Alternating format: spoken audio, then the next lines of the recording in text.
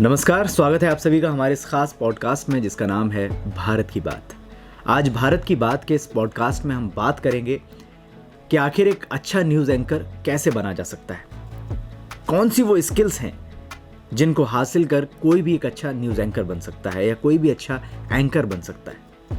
आज हम उन 10 स्किल्स के बारे में बात करेंगे। आप ये हमारा वीडियो पूरा देखिए और इस पॉडकास्ट को अंत तक ज़रूर देखिएगा, क्योंकि आपको बहुत कुछ ऐसा जानने और समझने को मिलेगा जिसके बाद आपको खुद पर यह यकीन होगा कि मैं भी एक अच्छा न्यूज़ एंकर या एंकर बन सकता हूं।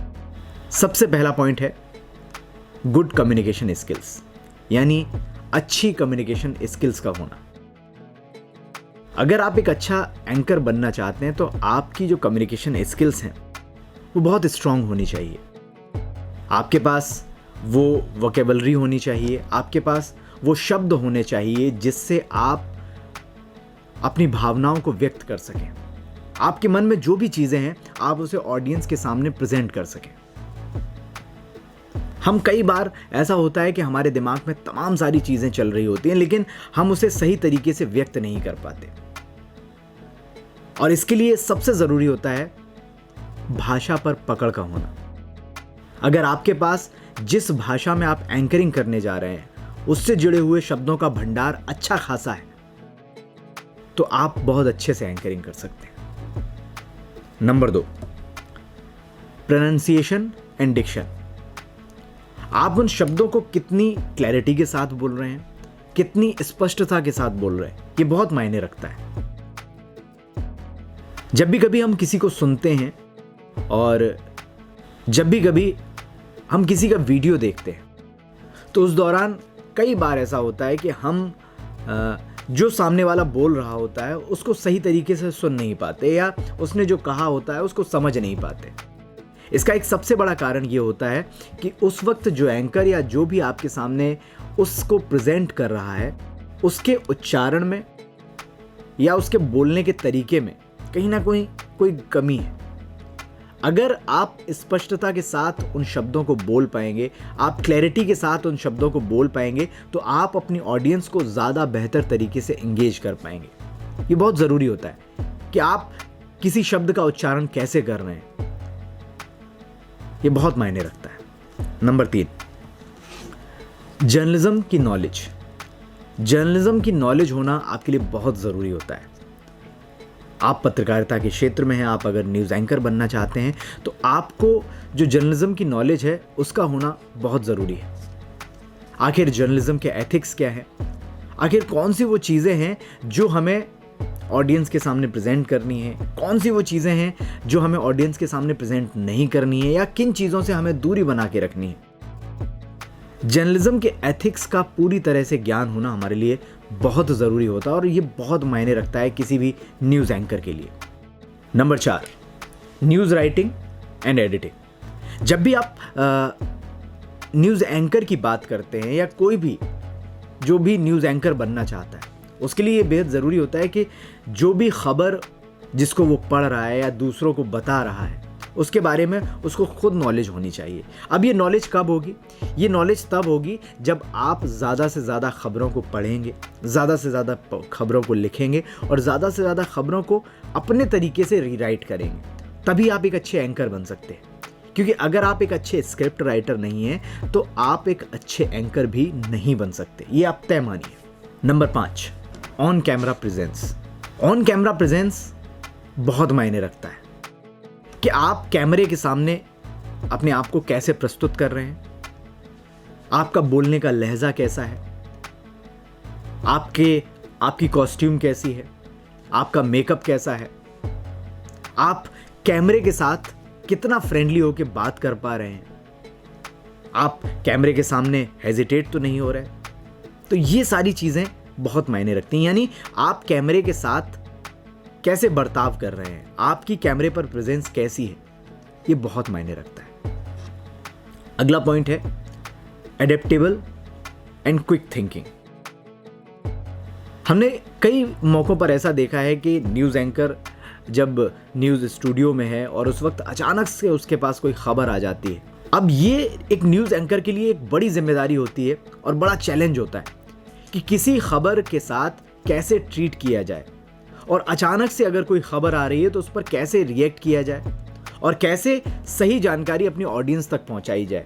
हम कई दफ़ा ऐसा देखते हैं कि न्यूज़ एंकर फील्ड पर रिपोर्टिंग कर रहा है और अचानक से कोई ऐसा हादसा या अचानक से ऐसी कोई घटना हो जाती है जिसको वो अपने न्यूज़ चैनल पर दिखाना चाहता है या बताना चाहता है। तो उसके लिए ज़रूरी होता है कि वो बहुत जल्दी उन चीज़ों को प्रोसेस कर सके और उस तरीके से अपने आप को कैमरे पर प्रेजेंट कर सके।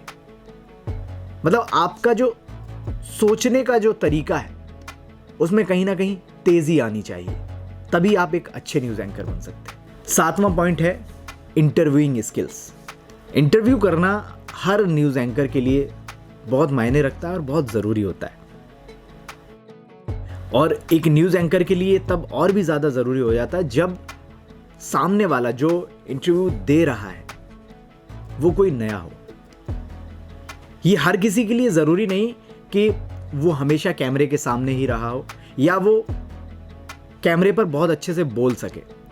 अब ऐसे में ये न्यूज़ एंकर की जिम्मेदारी होती है कि जिसके साथ या जिसका वो इंटरव्यू कर रहा है उसको वो कैमरा फ्रेंडली बनाए, उसको वो कैमरे पर कंफर्टेबल फील कराए और उसके आसपास इस तरह का माहौल क्रिएट करे जिससे कि जिसका आप इंटरव्यू कर रहे हैं वो आपके साथ सही तरीके से खुल सके और आपके सवालों का जवाब दे सके।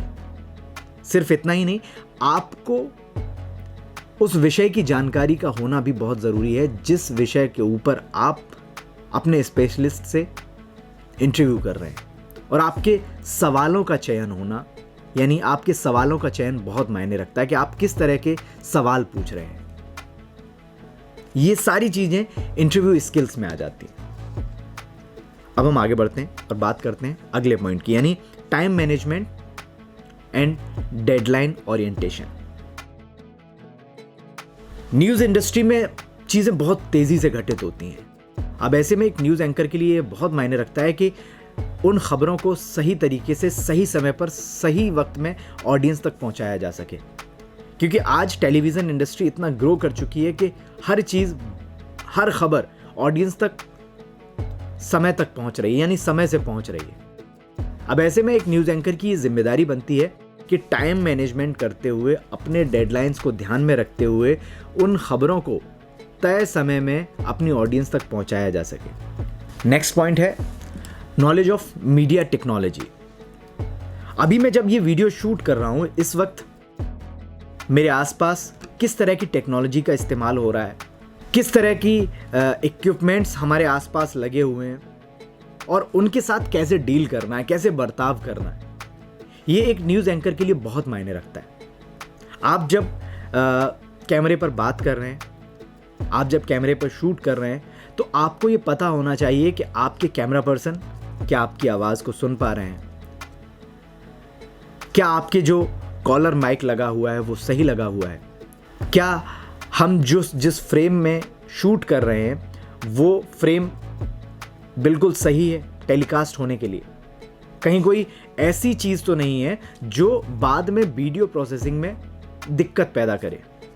तो वो छोटी छोटी चीज़ें हैं जो एक एंकर को पता होना बहुत ज़रूरी होता है, क्योंकि मीडिया में जिस टेक्नोलॉजी का इस्तेमाल किया जाता है हर उस पहलू की जानकारी एक न्यूज़ एंकर को होना बहुत ज़रूरी होता है, क्योंकि सारी चीज़ें वहीं से होकर गुजरती हैं। अगला point, ability to handle pressure. कई मौक़ों पर ऐसा देखा गया है, जैसा कि मैंने पहले भी जिक्र किया, कि जब प्रेशर होता है ऐसे में एंकर की जिम्मेदारी बनती है कि उस प्रेशर को कैमरे पर शो ना करते हुए उस प्रेशर में भी सही तरीके से कैसे काम किया जा सकता है। वो प्रेशर आपके चेहरे पर नज़र नहीं आना चाहिए, क्योंकि अगर वो प्रेशर आपके चेहरे पर नज़र आया तो ऑडियंस आपको तुरंत पकड़ लेगी कि आपके पास बहुत ज़्यादा प्रेशर है। आपने जितने भी प्रोफेशनल न्यूज़ एंकर्स को देखा होगा, क्या आपने कभी ऐसा देखा है कि वो कभी गुस्साए हों? डिबेट को छोड़ दीजिए, उसमें आपको कई तरह की चीज़ें देखने को मिलेंगी, लेकिन जब कोई एंकर एंकरिंग कर रहा होता है तो उसके चेहरे के भाव से आप ये पता लगा सकते हैं कि वो प्रेशर में नहीं है और बहुत कूलली उस चीज को हैंडल कर रहा है। एक एंकर के पीछे बहुत बड़ी टीम पीछे काम करती है। एंकर को कितने तरह के कमांड्स मिलते हैं ये आपको नहीं पता होता है। एक न्यूज एंकर हमेशा प्रोडक्शन कंट्रोल रूम से पीसीआर, जिसको हम आमतौर पर बोलते हैं, उससे जुड़ा रहता है, जहां पर हमेशा न्यूज एंकर के कान में आपको एक छोटी सी डिवाइस देखने को मिलेगी जिसको बोलते हैं ईयरपीस यानी ईपी।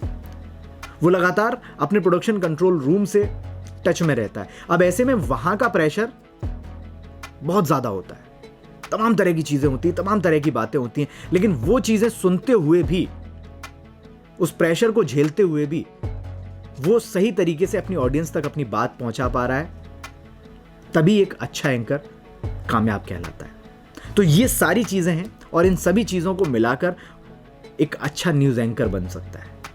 आपको ये वीडियो कैसा लगा मुझे कमेंट बॉक्स में ज़रूर बताइएगा। और हाँ, अगर आपको जर्नलिज्म एंड मास कम्युनिकेशन से जुड़े हुए किसी भी विषय पर कोई और जानकारी चाहिए तो प्लीज़ हमें कमेंट सेक्शन में ज़रूर बताएं। और हाँ, हमारे इस राजवार्ता चैनल को ज़रूर सब्सक्राइब करें। धन्यवाद।